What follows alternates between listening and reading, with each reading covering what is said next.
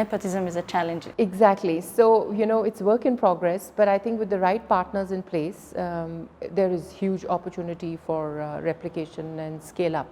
Yeah, but definitely, like, I work in the private sector, I work for a private media, and I can actually say this with confidence. There's a lot of job seekers that come looking for a job, but there's certain times that we can't even find a single person that we want to hire because of the huge gap in the education system that was created in the past, decades, Yes. So that's also a problem for the private sector. So you can actually work with the, private companies yes. and kind of, close these gaps. Yes, exactly. Yeah. A few months ago, there was a discussion for a new policy guideline for the public employment service. Why did you initiate those reforms, and how did it exactly work out? Yeah, so Ethiopia has ratified the Public Employment Services Convention of the ILO 88, Convention number 88, and within that convention, the government of Ethiopia is obligated to provide employment services through public fora and public platforms to anybody and everybody in the country. So we do have a public employment services set up in Ethiopia. It is fragile and it is weak. And ILO has been consistently working with the Ministry of Labour in strengthening this particular system. Now, as we are aware that the current priorities or the main challenges facing us today is youth unemployment. And I just mentioned that the government of Ethiopia has actually passed the National Action Plan on Job Creation in 2019, which has a huge focus on offering employment services with a specific focus on young people.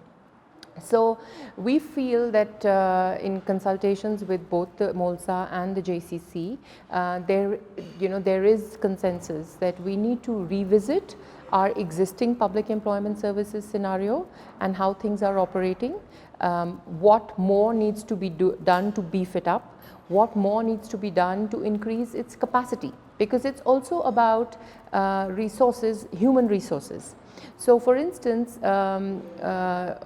MOLSA does not have the human resource infrastructure to provide services at the Kabale level.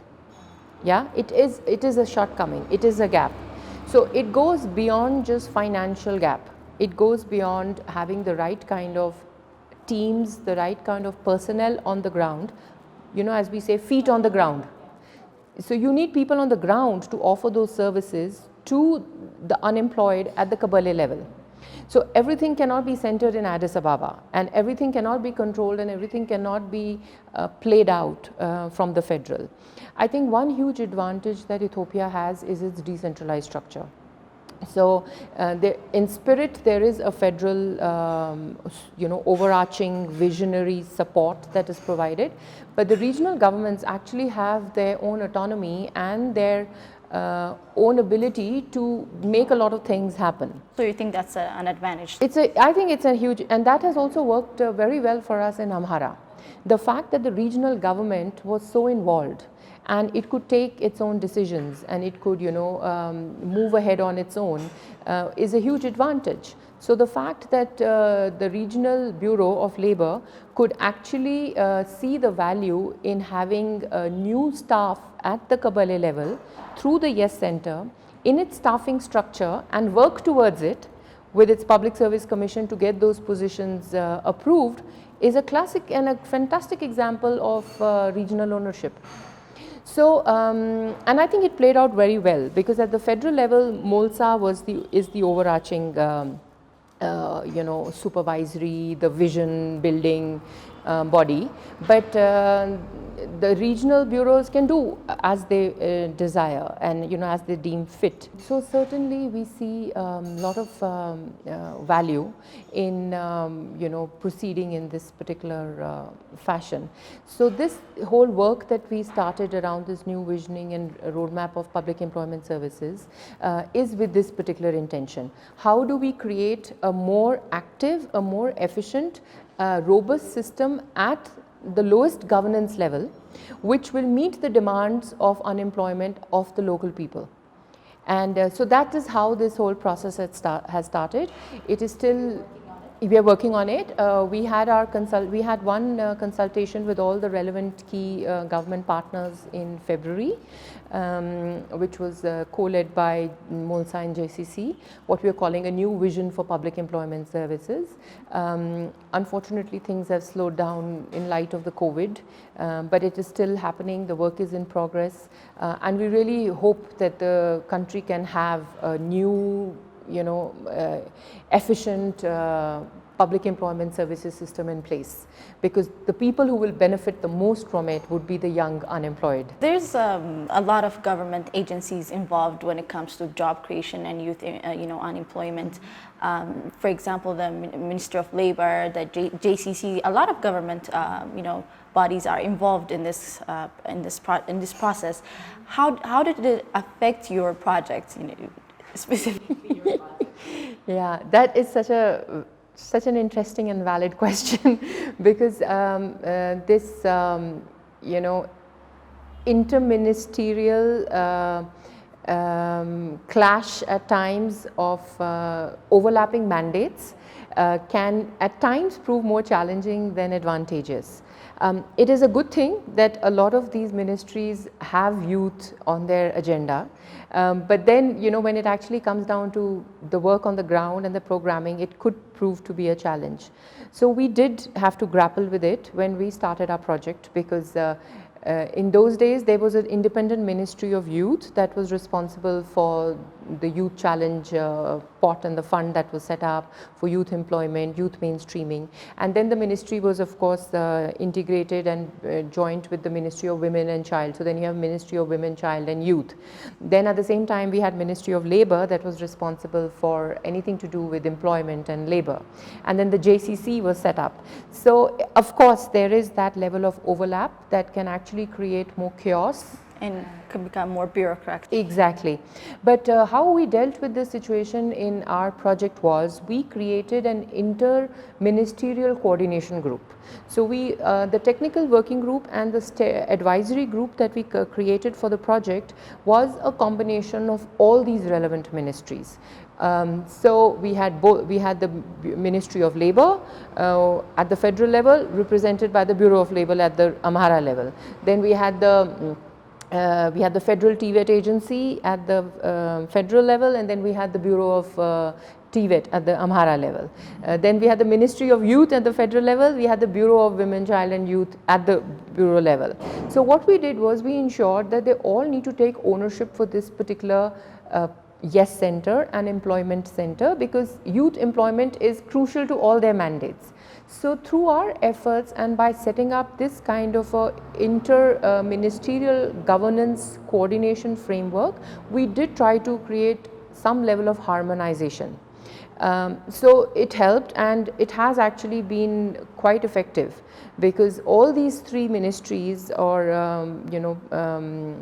representatives on the ground see this as their responsibility now. So in our case, we were able to use this to our advantage, to be honest. As they say, use the adversity into an opportunity, make it into an opportunity. And I think it also provides a really good example of how other initiatives and other projects facing similar concerns can adopt this particular inter-coordination mechanism. So it worked for us, and I hope it continues to work for us. Yeah, if they can work harmoniously, I think it's an advantage to your project. Definitely, that's true. የኢምፕሎይመንት ሰርቪስ መስጠት ወይንም ስራ እድል መፍጠር የሚባለው ነገር በጣም ውስብስብ ነው። በባህሪው ቀላል ነገር አይደለም። የማይነካው ሴክተር የለም። ግብርናን ይነካል፣ ኢንዱስትሪን ይነካል፣ ሰርቪስን ይነካል። ኢምፕሎይመንት ማለት ማክሮ ነው፣ ሴክተር ስፔሲፊክ አይደለም። ወይ እንደ ጤና እንደ ትምህርት ብለን ሴክተር ስፔሲፊክ አድርገን ብናወራለን። ሁሉም ጋር ስትሪም ላይን ሆኖ የሚሰራ ስራ ነው። ለዚህ ነው ባለቤት የበዛው። ባለቤት መብዛቱ ጉዳት የለውም፣ ግን ማን ምን መስራት አለበት የሚለውን ክሊር ማድረግ ላይ ነውና መንግስት አሁን ምንድነው ያደረገው? በእንደዚህ መልክ ተበታትኖ ፍራግመንትድ በሆነ መንገድ እየተሰራ ያለውን የስራ ስምሪት ኢሹ ኮኦርዲኔትድ በሆነ መንገድ እንድመራና እንድፈጸም ለማድረግ ቅድም እንዳልኩን ፖሊሲውን ወደ ተግባር ከማሸጋገር አንጻር በናሽናል ደረጃ በጠቅላይ ሚኒስትር ደረጃ ነው የሚመራው። አፍሪካ ውስጥ በአጠቃላይ የኢምፕሊሜንቴሽን ጎላ አድርጎ በመምራት ረገድ ኢትዮጵያ የወሰደች ያለችው እርምጃ አይ ቲንክ ጥሩ ተስፋ ያለው ተደርጎ እንዳውም የሚታይ ነው። አንዳንድ ቦታ ላይ እንደዚህ አይነት ሚኒስትሪስ መንግስት እንደዚህ በቁርጠኝነት በሃይ ሌቭል የሚመራበት ሁኔታ ቢኮዝ የኢምፕሊሜንቴሽኑ በጣም ሴንሲቲቭ ቁርጠኝነት ተወስዶ ታርጌት እንደዚህ በትክክል ተቀምጦ 3 ሚሊዮን ያህል ስራ እንፈጥራለን እኮ ማለት ከባድ ኮሚትመንት ነው። ግን ያ እንዴት ነው የሚመጣው የሚለውን ወደሚመለከታቸው ኃላፊዎች ሴክተር መስሪያ ቤቶችና ወደ ኢኮኖሚው ሲወሰድ ሲመነዘር ትርጉም አለው። ስለዚህ በዛ በጣም ዲማንድ የሚያደርግ ይሄ ከፍተኛ የሆነ የፖለቲካ ቁርጠኝነት ያው በተቀመጠው ፖሊሲና ስርዓት መሰረት እንዲህ አይነት ክሊር የሆነ ታርጌት ተቀምጦ መስራት ማለት ፖሊሲውን ለማስፈጸም በተግባር ውጤቱን ማየት የሚያስችል አሰራር ነውና በአንድ ጊዜ የነጠረ ስርዓትም አደረጃጀትም አይመጣም። ግን ያው በሂደት አይ ቲንክ እነዚህ ያልኩሽ አካላት ድርሻቸውንም በትክክል እየተወጡ ውጤት ይመጣል እንጂ ከኢኒሼቲቭም አልፎ በተግባር አሁን ታይቷልና ሌላው ምናልባት እናንተም ሰምታችሁ ሊሆን ይችላል የስራ ዕድል ፈጠራ ኮሚሽን የሚባል አለ። ይሄ ሮሉ ምንድነው? ፕራይም ሚኒስትር ጽህፈት ቤት ስር ሆኖ ይሄ በየቦታው ተበታትነው የሚሰሩትን ስራዎች ሞር ኮኦርዲኔትድ በሆነ መንገድ አስፈላጊው ሪሶርስ ሞቢላይዝድ በማድረግ መሰራት እንዲችል ይህንን የሚመራ አካል ነውና ስለዚህ ከብዙ አካላት ጋር በመሆን በቀጣይ ተግባራዊ ሊደረግ የሚችል መርሃ ግብር ታይም ባውንድድ የሆነ ስራ ዕድል ለመፍጠር ማለት ነውና የተቀመጠበትም ማግባብ አለን። Let's talk a little bit about the projects addressing the root causes of migration in Ethiopia. These things are very interrelated. The youth, they want to migrate because they don't have job opportunities, and the level of education is very weak. So what is this project about, and how did this project help solve these problems to a certain extent? So of course we all know that the numbers of migration of the young people migrating out of Ethiopia are very high.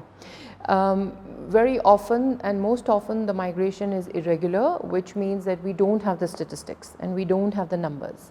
So when we were starting this project, we actually did a very detailed socio-economic assessment of the 5 migration-prone regions of Ethiopia, which are Amhara, Tigray, the southern nations.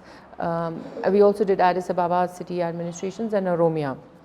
And what was interesting was that there was a clear desire for every young person to migrate. So we did a profiling of the young people to understand them, understand their desire for migration. And it was very interesting, Igla, that the young people who were in high school or who were in college, they were keen to migrate, but they would migrate to the West. So they would go to Europe, Canada or America. And the young people who had not finished their middle school, who were only, let's say, 7th or 8th grade pass out, were very keen to migrate, and they would migrate to the Gulf. They would go to the GCC corridors, right? But essentially, every young person in the focus group discussions said that they wanted to migrate. So what is this appeal factor for them to migrate out of the country? And I think it's very clearly written that the kind of jobs and the kind of work and the kind of employment that these young people are seeking, we are not able to provide them at this particular stage. There is an employment issue, but there is also a decent work deficit. Even if the jobs exist, the kind of working conditions, the kind of salaries that are being offered to these young people are extremely demoralizing. So they would rather migrate and work in, in a lower profession or in a lower skilled profession abroad than stay back and not get paid, not have the right kind of, motivating environment. So there is this demand and supply issue that we all clearly understand. And I think this is what our project is trying to resolve. So what we are trying to do through the project, and we have done to a certain extent, is how do you give the information to the young people about the kind of jobs that exist that they can apply to. That is the employment aspect of it. Then what we are doing through these employment centers is also giving them employability services. So a lot of young people don't even know how to navigate and find jobs in the or look for the right kind of an employment. So how to write a resume, how to perform in an interview, how to have the right attitudinal skill set to work in a company.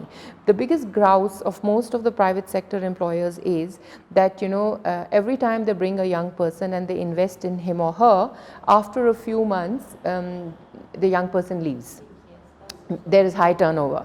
So that is a big frustration. So also to inculcate a sense of discipline in the young people, that it's it's not just about jumping jobs, and it's not just about getting a marginal jump in your salary, but how do you actually look at building a career? How do you value work? So those kind of soft skills aspects are also something that is clearly missing from our educational curricula. So that is something that at ILO we are working on in a big way through this particular project. And we did a very successful partnership with the Bhardar University, where we worked closely with their career counselors, and we used a lot of ILO toolkits and materials which were adapted and contextualized and translated into Amharic, and almost 5,000 young people benefited from that soft skills trainings in Amhara itself. So, so clearly there is a gap which needs to be filled, which is not to say that it's not difficult to do so. So this is what our project is doing, which is saying that give the young people the right skills, give them the right kind of knowledge, bring the employers together to the young people, and then let the young people take an informed decision if they want to migrate or they want to participate in the local national economies of the country. Because you cannot hold back people from migrating. Everybody, mobility and migration is a choice, but it needs to be a safe and regulated migration, and it needs to happen through mutual regulatory frameworks between countries. We really advocate for agreements between countries when migration happens, and we want the young people to take informed decisions. We just don't want them to, as I was giving you the example earlier, we don't want that the young people in Ethiopia want to leave the country. We want them to stay. We want them to participate. Because if you see, there is a paradox. The government of Ethiopia is very strong on a job creating agenda. Its policies that it has created, the industrialization, the whole piece of industrial parks that came up in 2014, all its FDI related work is all about attracting investors to come into Ethiopia, all about creating jobs in Ethiopia. But if the young people are not going to stay back and participate in this particular change, because this is very crucial time in Ethiopia, then who is the government creating the jobs for, or who is the government attracting the investors for, if the young people don't see that level of ownership with the government? So we are hoping that these can come closer and create a win-win situation. እንደ ቻሌንጅ የምናየው በዚህ ፕሮጀክት አፈጻጸም አንዱ እንደዚህ አይነት ማዕከላትን የመጠቀም ልምድ የለም። ቅድም እንዳልኩኝ አንድ ስራ ፈላጊ የሆነ የሚቀርበው ቦታ ላይ ይመዘገባል፣ ካርድ ይዛል። ከዛ በኋላ ስራ ይዟል አልያዘም የሚከታተልበት መንገድ የለም። ይሄኛው ሰንተር ግን ያ ሰው በስራ ዕድሜ ክልል ውስጥ እስካለ ድረስ ይሄ መረጃ ላይቭ ነው፣ የሚሞት መረጃ አይደለም። ስለዚህ ያ ሰው የት ስራ ይዟል፣ ምን ላይ ነው ያለው፣ መቼ ነው የያዘው የሚለውን ሁሉ የሚያግዝ ነው። በዛ ኮንቴክስት ስራ ፈላጊውን ተረድቶ አትራክትድ ሆኖ ሳቢ ማዕከል ሆኖ ወደዚህ የኔ ማዕከል ነው፣ ከትምህርት ከወጣ በኋላ እዚህ ማዕከል ስራ ዓለም ማገኛቸው ብዙ ነገሮች አሉ የሚለውን ነገር መረዳት ሲችል ነው ይሄ ማዕከል የሚያገለግለው ማለት ነው። እና እሱ አይነት የፕሮሞሽን የቪዚቢሊቲ ስራ በበቂ ደረጃ መሰራት አለበት። ይህንን አገልግሎት የሚያገኘው አካል በቂ መረጃ ኖሮት ይሄ ማዕከል ምን ጥቅም እንደሚሰጠው እንዲረዳ ከመንግስትም ከአይኤልኦም ጋር በመተባበር የሚሰራው ስራ ይኖራል። ስለዚህ ይሄ ትንሽ እንደ ክፍተት አንዱ ማየት የምንችለው ነው። ቀጣሪዎቹ ኢምፕሎየርስም ቢሆኑ እንግዲህ ቀጣሪ በአንድ አይነት መንገድ ብቻ ሰራተኛ ቅጠር ተብሎ አይገደድም። አማራጭ አለው። ሲፈልግ ጋዜጣ ላይ ያወጣል፣ ሲፈልግ የእሱ ፋብሪካ ድረስ መሄድ የሚችሉ አሉ። በዘመድ አዝማድ የሚያፈላሉ። ቢኮዝ የስራ ማፈላለጊያ መንገድ ብዙ ነው። ግን ይሄ ሰንተር እንግዲህ ስራ መፈለግ ወይንም ሁለቱን ማገናኘት ሲታሰብ ወጪ አለው። ጋዜጣ ላይ ኤር ላይ ሲወጣ ፕራይም ታይም እና የመሳሰሉት እንግዲህ በጣም ሚዲያም የተጨናነቀ ስለሚሆን ኮስት አለው፣ በጀት ይጠይቃል። ስለዚህ ጋዜጣ ላይ ወጥቶ ያ ተነቦ ስንቱ ጋር ነው ያ አድረስ ደግሞ። ስለዚህ እንዲህ አይነት ቻለንጆች ስላሉ ይሄኛው ሰንተር ሞር ዩዘር ፍሬንድሊ የሆነ ወጪ የሚቀንስ የሚፈልገውን ሰው አንድ ቦታ ላይ ሊያገኝ የሚችልበት እድል ስላለ ከዚህ ፑል ውስጥ ማግኘት እንዲችል ኢምፕሎየር ሳይድም ይሄንን ማግኘት እንዲችሉ መስራት ይፈልጋል። አሁን ባለው ሁኔታ ግን በዛ ደረጃ እየተረዷል። በበፊቱ በተለመደው ትራዲሽናል መንገድ ስራ ፈላጊን ማሰብ እንጂ ይሄ ማዕከል በጣም ዘመናዊ ሆኖ በቀላሉ የሚፈልጉትን ማግኘት እንዲችሉ የሚያግዝ መሆኑን የመረዳት ክፍተት ስላለ ልክ ስራ ፈላጊዎች ጋር እንዳልነው እዚህኛውም ጋር በሚቀጥለው ስንሰራ ማሰብ አለብን። የእነሱን ኢንጌጅመንት በደንብ ማምጣት ይፈልጋል። ሌላው ይህንን ማዕከል ስናስብ እንዳልኩት ብዙ አክተሮች አሉ። የኛም የመንግስት አካላት አሉ፣ መንግስታዊ ያልሆኑ አካላት አሉ። ስለዚህ ተገቢ የሆነ ኮኦርዲኔሽን ይፈልጋል፣ ሲነርጂ መፍጠር ይፈልጋል። ዝም ብሎ በኮሚቴ ወይ በታስክ ፎርስ የሚሰራ ሳይሆን ኢንስቲቱሽናላይዝድ መሆን አለበት። ማን ምን መስራት አለበት፣ አካውንታቢሊቲ ነው። አሁን ባለው ሙከራ ግን ስቲል መሳሳቦች አሉ። ሁሉም ወደ ራሱ ማንዴት ማሰብ ነገር አለ። ግን አንድ የጋራ ዓላማ ይዘን በዛ ውስጥ የተናጠል ኃላፊነትም ስላለ አንዱ ሌላኛውን ስለማይተካ በዛ ደረጃ ይሄ ማዕከል ሙሉ ሆኖ መስራት የሚችልበት ትክክለኛ አደረጃጀት፣ ትክክለኛ አሰራር፣ ትክክለኛ ሞኒተሪንግ ሪፖርቲንግ ሜካኒዝም ይፈልጋልና አሁን ይሄ የተወሰኑ ክፍተቶች አሉ፣ ግን ሊስተካከል ደግሞ የሚችል ነውና እንደዚህ አይነት ፈተናዎች አሉ። ሌላው እንደዚህ አይነት ሰርቪስ እንግዲህ ድጋፍ አሁን አይኤልኦ ገንዘብ እንግዲህ ከገንዘብ ሊረዱ ወይም ሊያግዙ ከሚችሉ አካላት ነው ፕሮጀክት ሸጦ ሀሳቡን ሸጦ የሚያመጣው። ለአንዳንዶቹ አዋጪ ላይመስል ይችላል። ምክንያቱም ገንዘብ የሚሰጠውም አካል የዛ አገር ፓብሊክ ገንዘብ ነው፣ ዝም ብሎ የሚሰጥ የለም። ስለዚህ እንደዚህ አይነት ስርዓት ዘረጋ ነው ኢንስቲትዩሽን እንደዚህ ላደርግ ነው በሚባልበት ጊዜ እንደ ሌሎች አይነት ፕሮጀክቶች ብዙም ኢንትረስት ላያሳዩ ይችላሉ። ለምን? ይሄ የሲስተም ዲቨሎፕመንት የአደረጃጀት ሁኔታ ስለሆነ ውጤቱም ደግሞ ቶሎ የሚታይ ካለመሆኑ ጋር ተያይዞ ምናልባት እነሱ ጋር ሻይ የማድረግ ቶሎ ብሎ ለመደገፍ ኢንጌጅ ማድረጉ ላይ ኦፍኮርስ ስቲል ኢምፖርታንት ነው ብለው እየገቡ ያሉ እና ግን እነሱንም በደንብ መሳብ ባይን እንዲያደርጉ ሀሳቡን መስራት ይጠይቃል ይመስለኛል።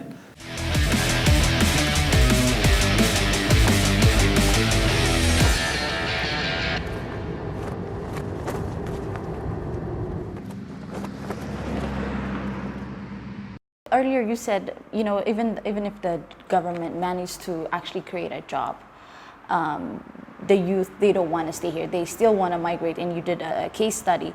For example, very discouraging salary is one of the reasons that even if they are employed, they still want to migrate.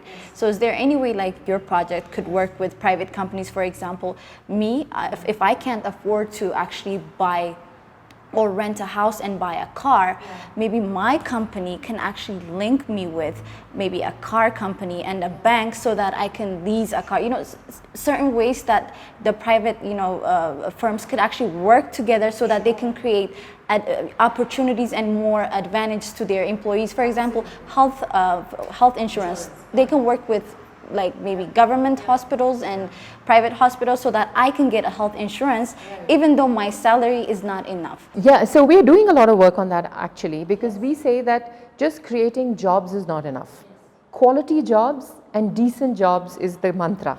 Right? Now, to create those decent jobs and quality jobs, we need to have the right labor market institutions working. So, how do you have a minimum wage structure in the country, which will then beef up the salary scales?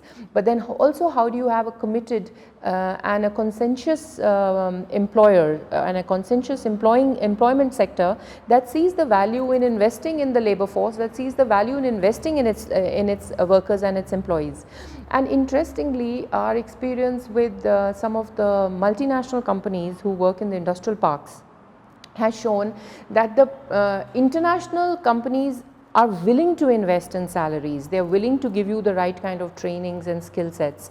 They're willing to do all of that. So there is no, a good employer will sees the value in these costs or investing in these costs, yeah. But the question is that how many of them? And we have started the process. It's a slow process. We are also Ethiopia is also fairly young, in its growth trajectory. Because if you were to look at similar countries which Ethiopia can align to, like if you look at India, and I'm from India, so I know the Indian story very well, but in the recent times, even if you look at Vietnam, for instance, similar trajectory, young people, teeming populations, wanting to expand to become a mid-income country, opening up its markets, opening up its economy. So it is a process, because every actor has a part to play. It's not just the government's job. The government can show the path, but then the private sector has to be equally engaged, has to be equally involved, and so are as I said earlier, the schools. What kind of education or skills or information are we giving to our young people when they're in schools? Are we telling them that yes, they need to have a right attitude towards the job. They need to have a right discipline towards the job. It's not just about getting a degree and getting the salary. So those kind of, I think, changes have started to happen. It's also, as I said, it takes time. So at IALO, we are working very closely. We are working very closely with the employers, as I said, through our employers federations at the federal level and at the regional level. Even in our project in Amhara, the Amhara Employers Federation has played a fantastic role.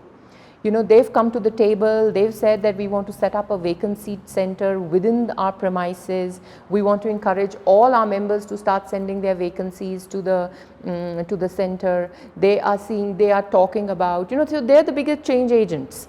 When they as a federation can talk to their members and say, no, you need to give the right salaries, no, you need to put the right working culture in place, then that social pressure is already built. But of course, you also need the right regulations and frameworks in place for that to take place. And how can the youth access those services that you provide specifically now in Bahardar? How do they access these kind of informations, and how do they become part of this? So they're already engaged through the youth groups and the model youth community centers that play out at the Kabele levels. They already have an engagement with our Youth Employability Services Center. But in addition, of course, there are, there are posters and there are notifications posted everywhere about these services being offered. But we have also been exploring possibilities of using community radios in Amhara to make those level of announcements and circulate information about those pieces, about these centers. And then there is also the word of mouth exercise, and then every successful young person who gets a job is actually the best spokesperson for the Yes Center, because he or she encourages and talks about his or her experience of having got that job through this particular Yes Center. So yeah, it's that's the way it is spread. But one thing that I didn't mention, and that's something that we are working on, which will also help in enhancing that level of information dissemination, is a digital labor exchange, where all this manual data recording that is happening in Bahardar in these centers is now going to be computed digitally onto a digital platform, and then the digital platform will also have a website interface and a mobile application interface. So people like you and me can become users and job seekers and create a profile and be able to access whatever jobs are fed in there. Same thing for a private company. They could feed in their jobs and their profile. Something like EthioJobs, but EthioJobs is a commercial venture, and here it's a free venture provided by the government, and it fits within their obligation of providing free employment services. That's going to be introduced soon? Yes, we are going to launch that product very soon. We've already completed it. It took a bit of a setback because of COVID, but yeah, that's also a very important result of this particular project. ነፃ ኢኮኖሚ ስርዓት ውስጥ ነው ያለው። ኢትዮጵያ ካለም ተነጥላ አትኖርም። ነፃ ኢኮኖሚ ውስጥ ነው ስንል ምን ማለት ነው? ቀጥታ መጣል ውድድር ነው፣ ተወዳዳሪ መሆን። ስለዚህ ወጣት